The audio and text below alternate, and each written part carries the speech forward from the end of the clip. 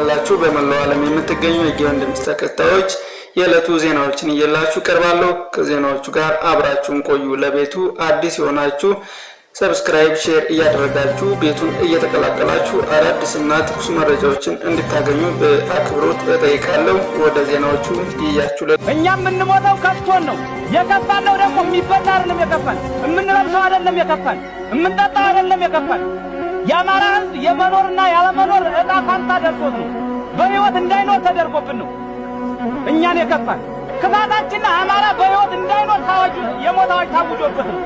የብልጽግናው መንግስት ለንግግር ዝግጁ ስላልሆነ የዓለም መንግስት በብልጽግናው መንግስት ላይ ጫና ሊያደርግበት ይገባል ሲሉ ዶክተር ገብረ ሚካኤል አሳወቁ።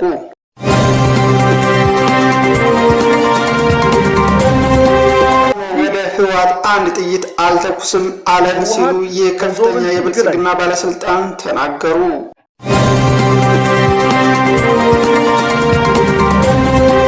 የአማራ ፋኖ ብሔራዊ ኃይል የኮማንዶ ሰልጣኞቹን ዛሬ ማስመረቁን አሳወቀ።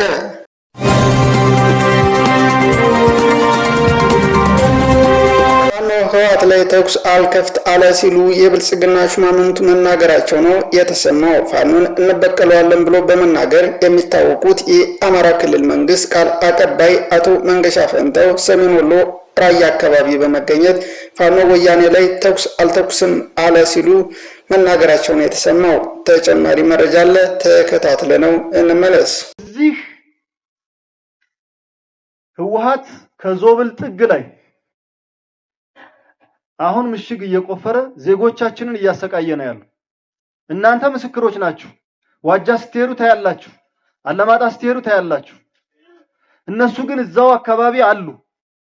አንድ ጥይት አይተኩሱም።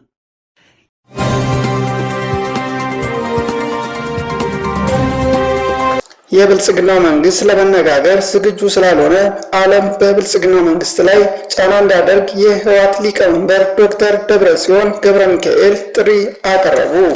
ሊቀመንበሩም ከኤርትራ ጋር ያለውን የሰላም ፍላጎት ክልሉ አጠናክሮ እንደሚሰራ ገልጸዋል። ዝረአ ዘሎ ናይ ሰላም ድሌታት ግን ክጠናኸርን ስርዓት ክሕዝን ንምግባር በወገንና ልዑል ጻዕሪ ክነካይድ ክነራግጽ እንፈቱ። የህወሓቱ ሊቀመንበር እኛ የፈጠርነው የምርጫ ቦርድ የህወሓት ፓርቲን ከምርጫ ቦርድ ሰርጃለሁ ማለቱ እጅግ አስቂኝና አስገራሚ ነው ሲሉም ገልጸዋል።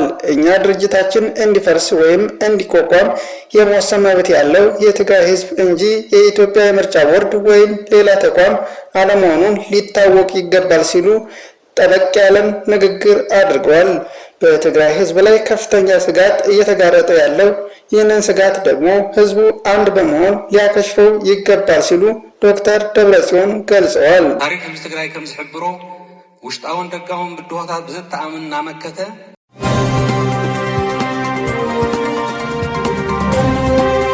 የአማራ ፋኖ ብሔራዊ ኃይል የጎጃም ቀጠና ለወራት ሲያሰለጥናቸው የቆዩትን የፋኖ አባላት በዛሬው ዕለት ማስመረቁን አሳውቋል። በጃዊ መተከል አራተኛ ክፍለ ጦር አንድነት ብርጌድ ለወራት ሲሰለጥኑ የቆዩት የፋኖ አባላት ዛሬ መመረቁን አሳውቋል። እንዲሁም የአማራ ፋኖ ብሔራዊ ኃይል የጎንደር የመኝሳው ካሳ ሁለተኛ ኮር አድዋ ክፍለ ጦር 9ኛ የኮማንዶ ሰልጣኞችን በዛሬው ዕለት ማስመረቁን አሳውቋል። ተጨማሪ መረጃ አለ፣ ተከታተለነው እንመለስ።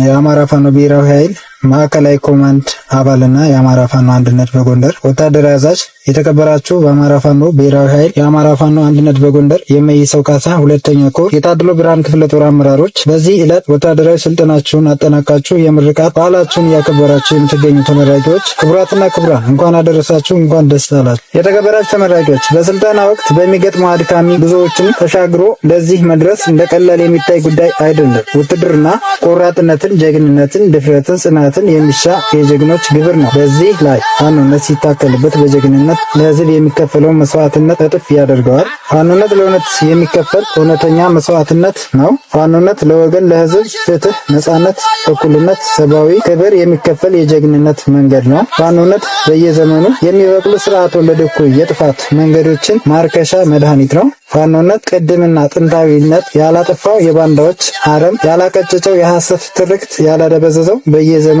የሚበቅሉ ጸረ ህዝብ ጸረ ፍትህ ጠላቶች ተፈትኖ እንደ ወርቅ ነጥሮ እስከ ዛሬው የህልውና ትግላችን የደረሰ የጀግንነት ውርስ ነው። ፋኖነት በሀገርና በህዝብ ፍቅር የሚሰክሩበት፣ እውነትን ሽቶ እውነተኛ ሆኖ የሚጓዙበት የጀግንነት እሴት ነው። ስለሆነ ዛሬ የፋኖነትን ወታደራዊ ስልጠና ወስዳችሁ የምርቃት በዓላችሁን እያከበራችሁ የምትገኙ ጓዶች ፋኖ ሆናችሁ የፋኖነት ግብን ተላብሳችሁ የፋኖነት አንድም የአማራነት ሴትን አክብራችሁ መታገል ግዴታችሁ እንጂ ፈቃደኝነታችሁን የምትጠይቁበት ጉዳይ አይደለም። ጠላታችን በፊት ለፊት ነው ያለው። እናንተ ወደኋላ ዞራችሁ እንድትመለከቱ አልሰለጠናችሁም። ወደኋላ መዞር ፈሪነት ክህደት ነው። በጀግንነት በአርበኝነት የተንቆጠቆጠ ታሪክና ገድል እንድትጽፉ የትናንት አባቶቻችንን የአርበኝነት ገድል ማሰብ ያስፈልጋል። የአማራ ህዝብ ዘለቄታዊ ህልውና እንዲረጋገጥ የጀመረው የህልውና ትግል ከግብ እንዲደርስ ኢትዮጵያ ሀገራችንን ከአምባገነናዊ ስርዓት እንድናላቀቅ በዓላማ ጸንቶ መቆም፣ ድካምን፣ መከራውን፣ መራብ፣ መጠማቱን ታግሶ በቁርጠኝነት እስከ መጨረሻው መጓዝ ብቻ ነው። ከዚህ ሰዓት ጀምሮ የሚሰጧችሁን ግዳጆች ያለ አንዳች ማግማማት ፈጽማችሁ በድል በአሸናፊነት እንደምንገናኝ እተማመናለሁ። በመጨረሻ የህልውና ትግላችን ዓላማውን እንዲያሳካ ራስን ከማሰልጠን ጀምሮ የሰለጠነ ሰራዊት ከመገንባት ያለ ድካም መስራትን በተግባር ያሳየነ የአማራ ፋኖ ብሔራዊ ኃይል ማዕከላዊ ኮማንድ አባልና የአማራ ፋኖ አንድነት